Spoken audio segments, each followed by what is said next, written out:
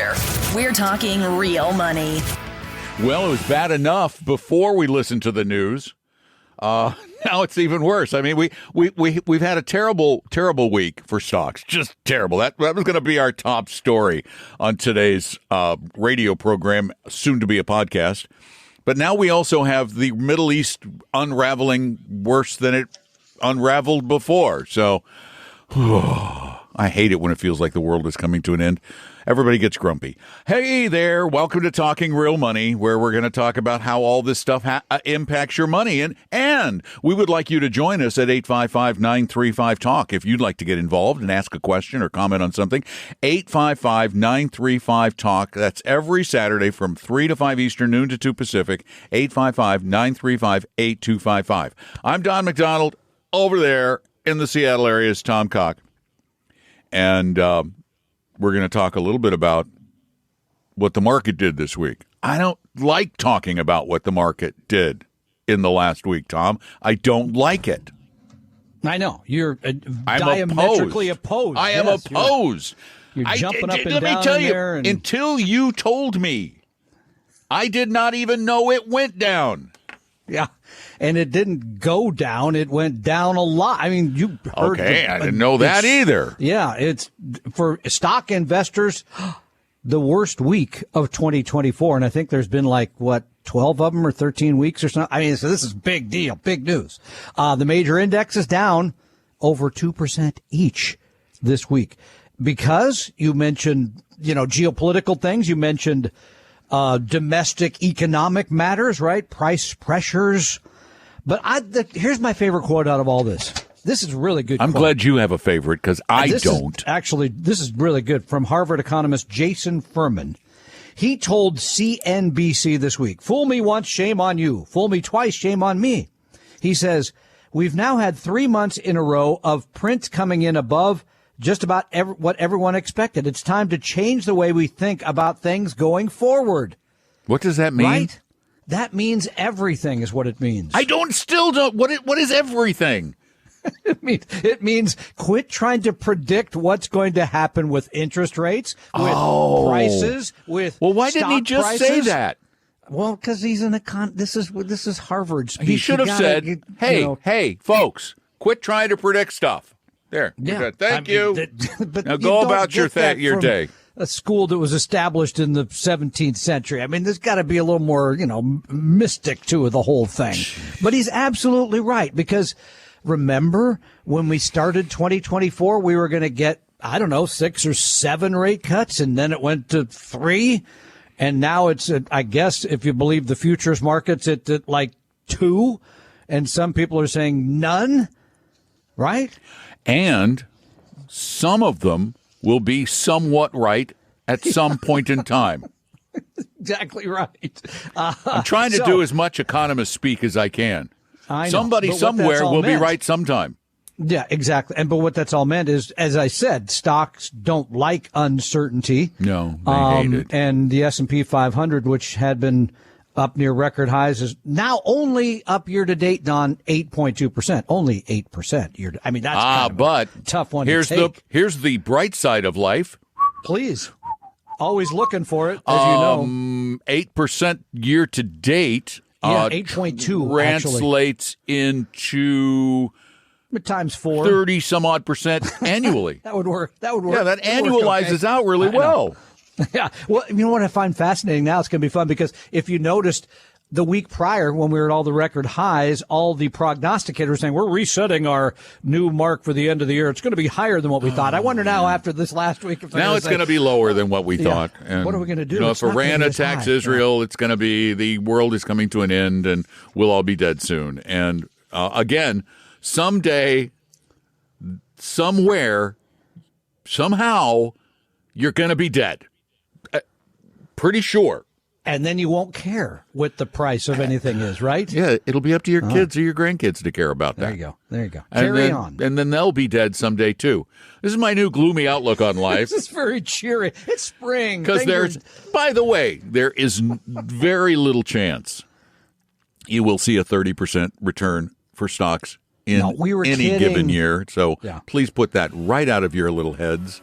As a matter of fact, one of the things we want to talk about today is the realistic expectations, things that are, there are reasons to expect certain things on average over time. You just can't predict when stuff will happen or how big it will be. 855-935-TALK.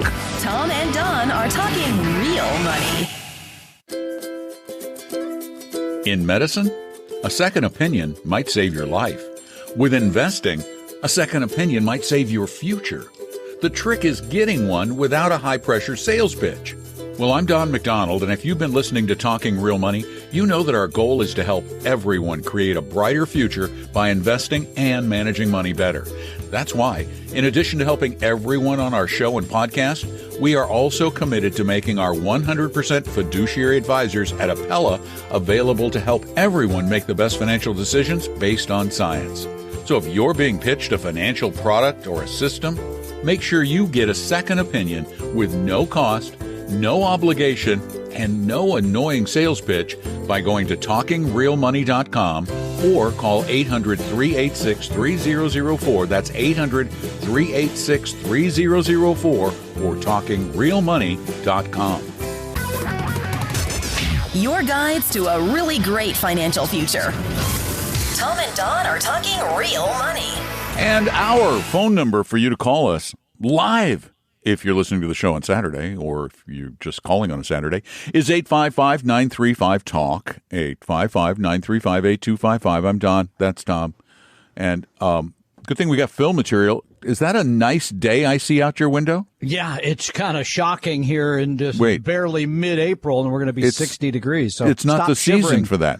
I know. And that also then requires the mowing of the lawn, which, as I get older, becomes a more major thing every time. You sure you're not thinking maybe a condo down the road? Something with a little less acreage. Exactly. Something. Well, anyway. We were talking about we don't believe you can predict the future, but there are some reasonable expectations you can have overall over a longer period of time. And there was a fascinating piece in the Washington Post by Rachel Siegel, their economics editor, that is a quiz. And I love quizzes. I know. We're good at these, too. I love quizzes. This quiz I have entitled Dream a Little Dream of the Economy. Okay, can I make us, before we get to the quiz, one little editorial point that I'm tired of seeing? In the show? No, in the media, among other complaints. But the one I'm most complaining about, you complain all the time. Saying it's getting old. Oh. They keep saying red hot, overheated inflation. Where does it say that in the article? Every article I almost read says that. Oh, and you're going tangential again. Just very quickly, because I hate to break it to you, but don't worry about me. 3.5% a year inflation is not red hot inflation. All right. Now, it is significantly higher than it was for a 10-year period where you all got used to basically no inflation, but it is not. But that's because we have a recency bias. But 3% a year is about the average going back like almost 100 years now. Yeah, so that's pretty close. That's kind of a long track record, so get over it. And speaking of inflation, now this question's not about inflation per se, it's about part of inflation.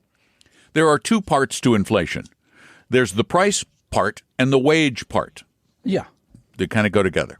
So here's question number one, Tom. You have not taken the quiz yet, have you? No, I did not take it. I saw it because you sent it to me, but I did not take it. Yeah. All right. Yeah. So this is about dreaming a little dream of the economy. I get to be the Federal Reserve now. I get to be the people that make the big decisions. You're the MBA, PhD guy. About time. Yeah. So how much would prices go up or down in your dream economy, Tom? Annually? Annual rate of inflation? Course. No, not annual rate of inflation. Annual rate of price increases. 2.5. 2.5. Let's dial that up and see how you do. What did I win? Well, last year, prices were up by 3.3. Okay. And so you're pretty right on. 30% of readers chose a similar number. Smart people. And economists and policymakers are shooting for a 2% number. Yeah, which is, again, I love the ambition, but that's been very hard to meet that low standard. That's all. Yeah.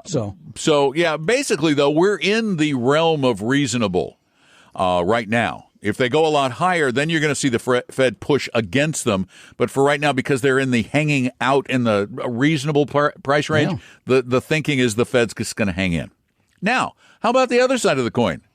How about wages? What do you think wages should this is your dream economy. How much should wages go up? And since I'm, in the business of hiring people, I think they should go down. I think we should pay everybody less. Is that okay? Because I'm the boss I want to pay you less. Well, no, you can't do that. There is no negative. Come on, it's man. From 1.4, which is the lowest in the past 30 years, to 5.1, which is the highest. We'll make it simple. We'll go with 3. I was teasing. We'll go with 3%. 3% is your answer? I won't do well with the unions, I know. Well, wages rose 4.3%. They rose at a faster clip than prices last year. That's good. And I guess. Actually, 60% of respondents thought wages should grow less than that 4.3. So you're right there in with the pack. You're pretty. I'm you're a middle child. I'm trying to get along with everybody if I can. Yep. Yeah. Yep. Sure. How about gas prices? How much would gas prices change in your dream economy? And this is compared to the last 30 years. By the way, the low, 27, negative, a decline of 27, high, an increase of 37. So gasoline is a much more volatile compound in many ways. And here's the good news for me. Yeah. I haven't bought a tank of gas now. I just looked it up in 5 weeks. 5. I love it. You are not putting very many miles on that car. No, I'm putting the miles on, but you're not going very far. I drive. I don't have to go far. It's, Anyway. Yeah, wait till you take a road trip. It'll be different. Yes, all right, so what would you pick for your number, your dream economy number? I will say, because gas, you know what, I'll say 4%. 4%, he says. Last year, gas prices actually went down 10. Believe it or not, despite all the grousing. Year. So you're saying 23, they went down by 10. They went down by 10, and 80% of readers picked a much higher rate, like where you came in. But the point they're saying is that they're really volatile. They're all over the place. Don't understand. I thought we had moved to this place where now with the fracking and the rest of it, that we had more oil than we needed, and we were going to be exporters. We're energy independent. Are we? Okay, no, I don't. No, we are. We are. The fact is that the global prices, though. See, our oil is priced in a global marketplace. I see. So it depends on what's going on around the world. Prices went way up when Russia invaded Ukraine because they're a major supplier of oil and sanctions and all that. So, but they've come down from that. So how about this question, which I find very telling? In your dream economy, Tom, yes, how many Americans would have $400 saved for an emergency? How many? Or how many households? What 100? Percentage? Oh, okay. Of American households? I'm going with 100%. That's exactly what I answered. Come on. But you can't answer that. Oh, you can't give that answer. 99. The highest you can give is, believe it or not, 68%. Oh, that's tragic. Because in 2022, 63% of adults could meet had more than $500, more than $400 saved. But that means 37% did in an emergency fund. In an emergency fund. Yeah, in something they could use. That means a checking account, a savings account, a money market account, whatever it is. Yep. Can you pull $400 cash in an emergency? 37% of Americans cannot muster up $400 cash. Four out of 10. Yeah. Thus, we have payday lenders. This is why we have them. Pay 200% annual interest. Right. Thus, you borrow that $400 for the emergency. You never get out. The next year, you owe them $600 if you don't make payments. Right. I know. Or worse. That is really, actually, that is truly sad. Yeah, it is. That's one of the sadder numbers I've heard, that many people don't 4 out of have 10. money It's saved. ugly. Now, we only have a couple of questions left. If you'd like to chime in with your opinion of these numbers and where you think they should be, give us a call, 855-935-TALK. If you have a question about money, saving it, spending it, investing it, earning it, any of those things, call the same number. Tom and Don are talking real money. For your real life and real future, Tom and Don are talking real money. Hello again. Welcome back. This is the Money Show, where you actually get information that you can use to manage money. It may not be the information you want, but it's the information that is actually pretty close to correct based on research and data, not based on, we try to squeeze all of the emotion out of managing money on this show. And there's a lot of emotion involved. That's just a lot of bad information. Bad information. I looked at a portfolio yesterday where somebody's Bad paying behavior. 2% a year, and they have 23 stocks that somebody bought for them 15 years ago. Well, that must be a major brokerage firm if they're paying 2% per year. I don't even want to say which one, but it's just it's outrageous to me. There's a lot of stuff like that where it's awful. So, yeah. All right. Now, this one is curious. The question is, what is your dream mortgage rate? Now, before I ask you for your answer, their range, and this is curious because we both did better than this. They're saying the lowest, saying the lowest rate in the last 30 years has been 2.7%. And I know for a fact I beat that. Yeah, I'm at 2.5. Yeah. I know we've both beaten that. And the highest rate over the past 30 years, 9.3. So now, I can tell you in 1984, I had a 13.7%. But that's not within the 30-year window. Right. I guess I'm so old that I go outside you're so old. You're old. Right. So what's your dream mortgage rate? I'll say 5. Okay, that sounds like a reasonable number. Thank you. The rate at the end of 23 was 6.4. And almost all participants chose a rate closer to yours. So that actually historically, rates have been over the average over the past 30 years has been about 4%. But it says that low, huh? But it says if you're a generation older, that would be you. Ouch. You remember paying nearly 20%. Yeah, as I said, I was close to 14. You know, and here's the thing about, please quit, as we said at the top of the program, please stop trying to game interest rates. If you want to buy a house, it's not a great time because there's limited inventory. I get that. Rates are higher.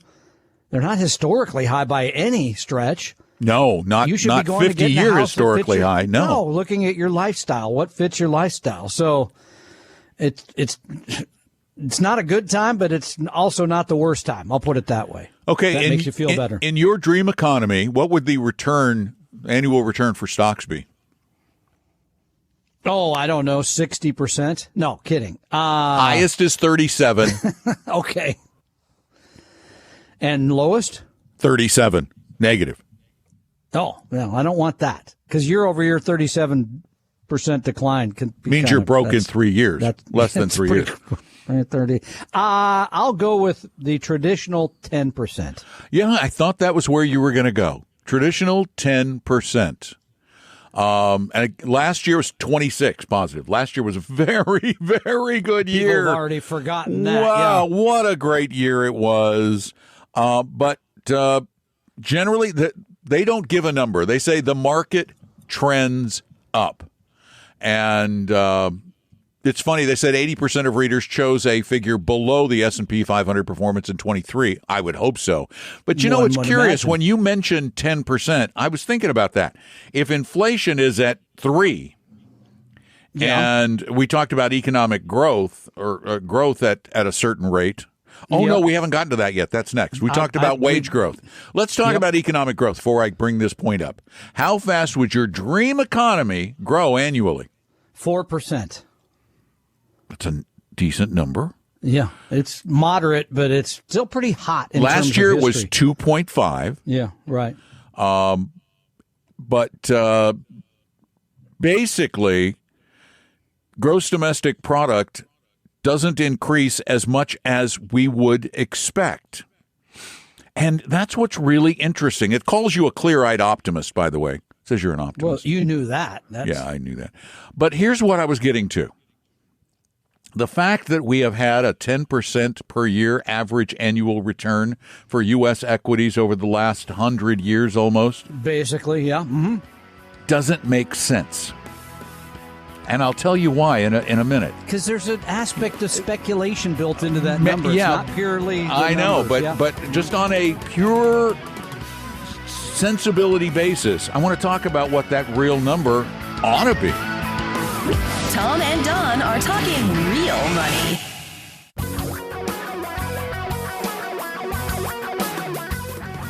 Reality radio for a really great future. We're talking real money. 855-935-8255. That is the telephone number. For those of you who don't remember what those are.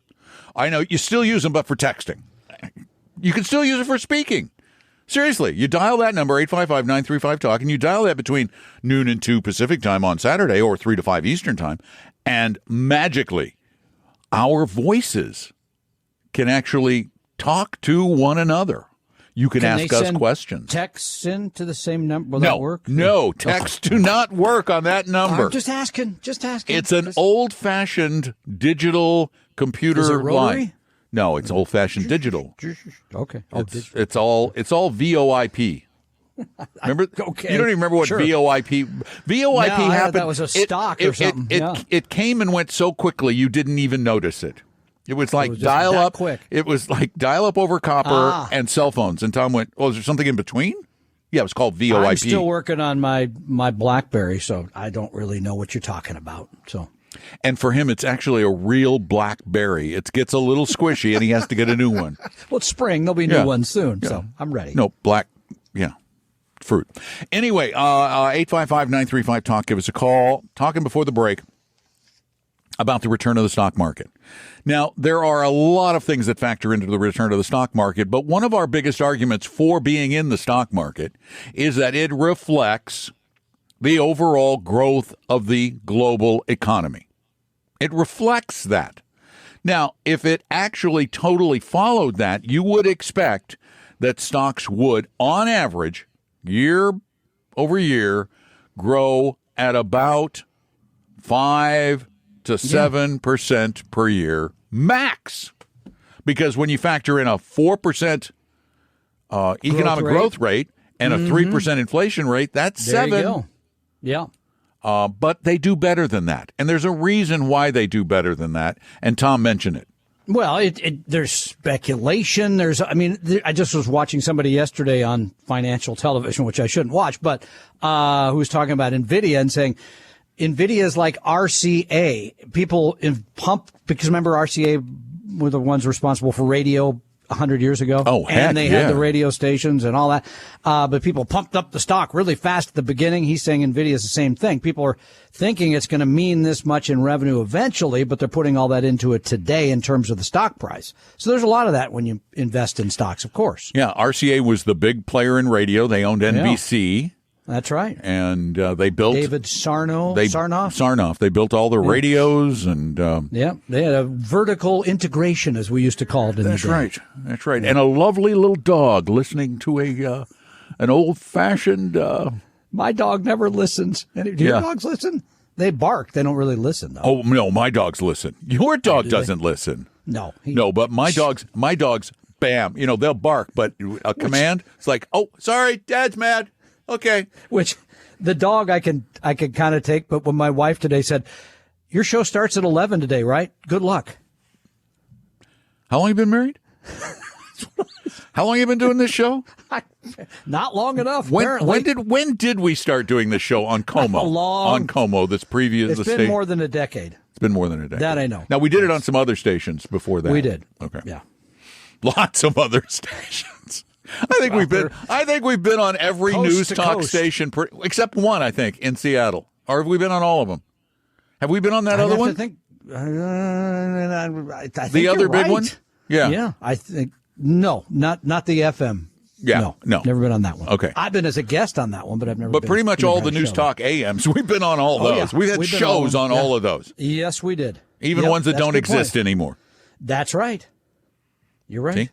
We're for some reason we're famous in Washington, not anywhere else necessarily, but Washington, we're pretty popular. And we hope we're popular with you. And you call us at 855-935-TALK, just like Richard did. Hi, Richard. Welcome to the show. Hi, guys.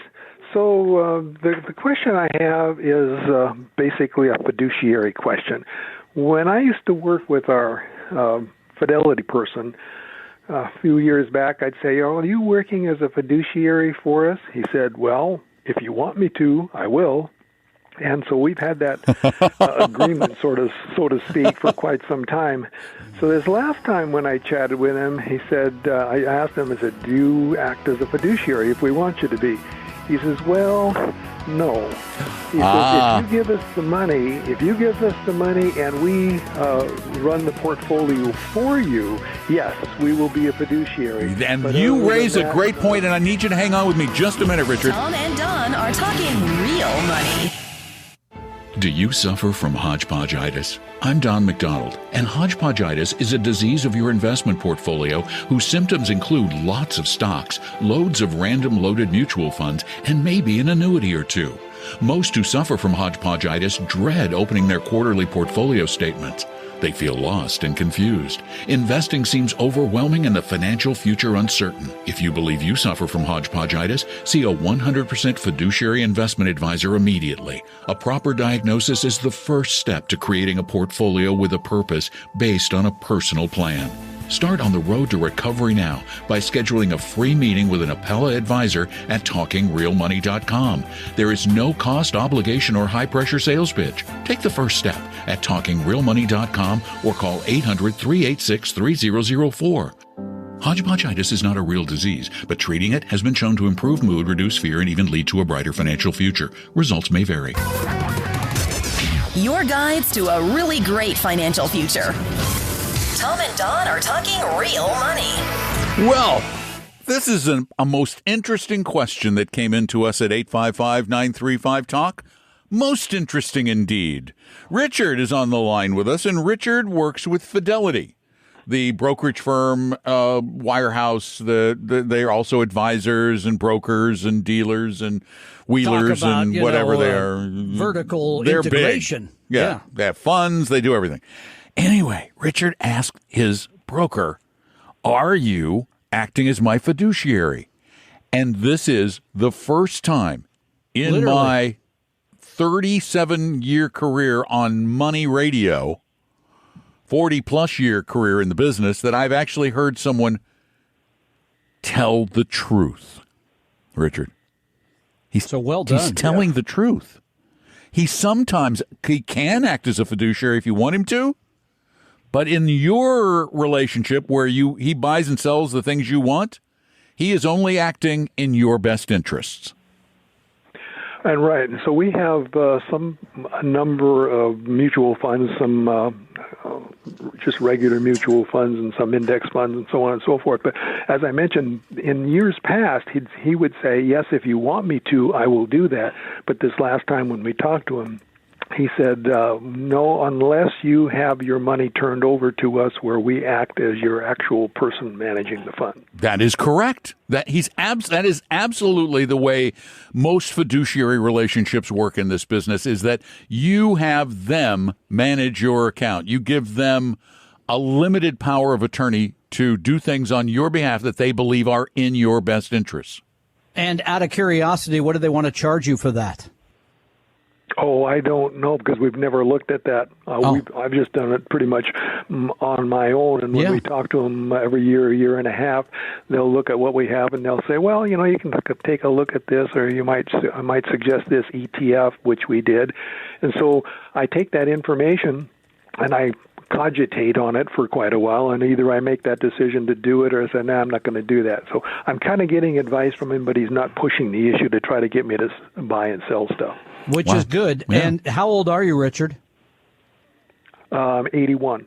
Oh, you sound great. And so you have figured out then, and this is the part where I think most people do need an advisor, how to withdraw money, how to live off of the money that you've saved and do that in the most tax-efficient manner possible. Apparently you figured all that out.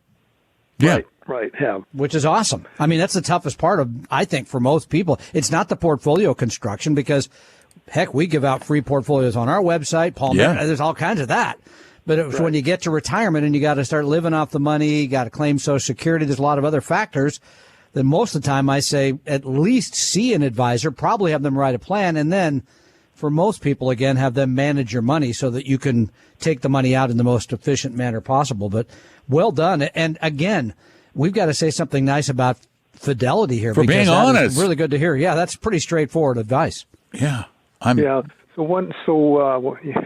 the other piece of advice that I got from when I was working for Boeing years and years ago, they said you'll be in a lower tax bracket when you start to draw your minimum requirement distributions. That didn't happen. Right. Usually when you save enough over the years, you end up in a higher tax bracket. Yeah, I think that's not a killer either. But I do have one additional question, and it has to do with IRAs and money that we put in IRAs way back that was after-tax money.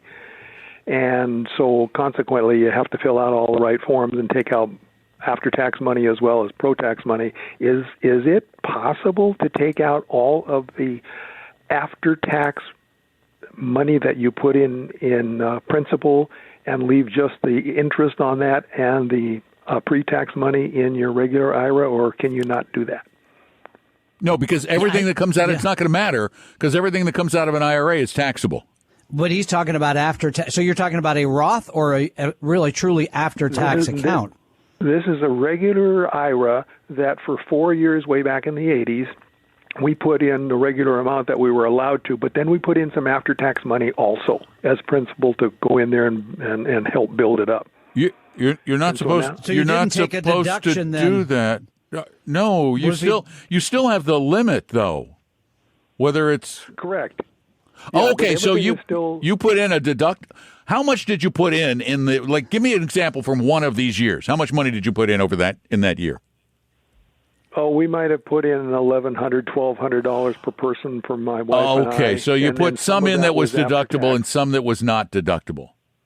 Correct. I've never run into this ever. That's very unusual. Yeah, just like the Fidelity advisor stuff we don't hear about. I would tell you, but I don't know the answer. Yeah, and I don't think Tom does either. No, I don't. Because I have never in my life heard of this, and I've done this a couple of days. Here's the thing I've learned about getting a little older: just do it. You know, people argue like, "Look at that old guy. I'm just going to let him do it." That's the way I look at life now. Because people look at Don and it's okay. Way back to the 80s, and so every year you got to fill out the 8606 forms, and how much of it is taxable and how much is it not. And I thought maybe if I could get away from that by pulling out all the principal that I originally put in, that was taxable. I'm going to say no, but that would be a wag. I don't know. I really don't. So. Okay, well, I guess I'm done. Now you've stumped us and amazed us. So we've been both in one show. Stumped and amazed. Sounds like a rock and roll song. It doesn't take for old much people these days. Yeah, exactly. it's a rock and roll song for rock and rollers and walkers. I'm stumped and amazed. Exactly. Thank you for your call, Richard. 855-935-TALK is our phone number. 855-935-TALK. I found Fidelity's ADV finally. They have 15 previous wealth advisors that they've all canceled, and anyway. Of course. Under their Fidelity Wealth Services banner, which they have lots of things, but under their wealth services. Their fee is 1.1% annually. That's not horrible.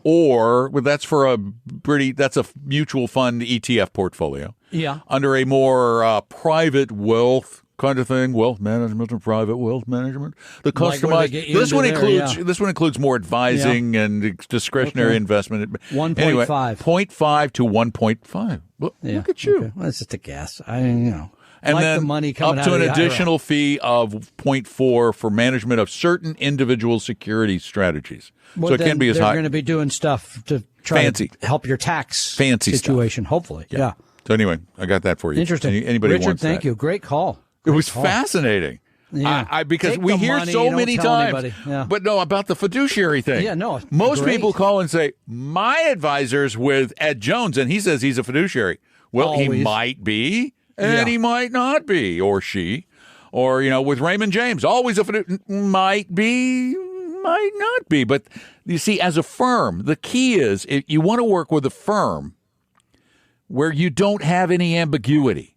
Exactly. A firm that the firm always treats all of their clients as if they are looking out for your best interests. And that doesn't mean, and we've talked about this a lot, that doesn't mean that they will never have a conflict of interest, because we're humans. We all have conflicts. The trick is the disclosure thereof. And when they lie to you from the get-go, guess what? Yeah. well, then how can you trust any future disclosures? This person from Fidelity, kudos. I would hire 'em trust tomorrow. them because they told the truth to begin with. 855-935-8255. Call like even now. Tom and Don are talking real money. For your real life and real future, Tom and Don are talking real money. We love answering your questions. As a matter of fact, I found this interesting fact of the top 10 podcasts that we've had over all time. Oh, the most downloads? The most downloads over all Yeah. time. 5 of the top 10 are just the Q&As. That's my favorite one. It's every Friday where you get on the But I find it fascinating that not only do we like doing the Q&As, That's what but people wanna listeners listen to. like hearing the Q&As. They get to look into people's lives. It's kind of that weird, I really like seeing what somebody else is thinking when about. it comes to the Golden Bachelor, I don't want to look into their lives. Let's not do that. Divorce after 3 months? Okay. It'll be an easy property settlement. Sure. How much do you get? Well, None. not much. Here's a question. Ryan from San Anselmo, California, which I believe is not on your list of places to visit this summer. No, because we're turning. I was going to go through California, but we're turning because Debbie convinced me to go to my stupid 50th high school. Wait, there's still people alive and stuff? 50th high school reunion. That's cool. I want no, to it's see not. pictures of that. Ryan says, Hey. Oh, wait, I'm That's Don sorry. McDonald. I couldn't see well enough. That's not you, is it? That's not you.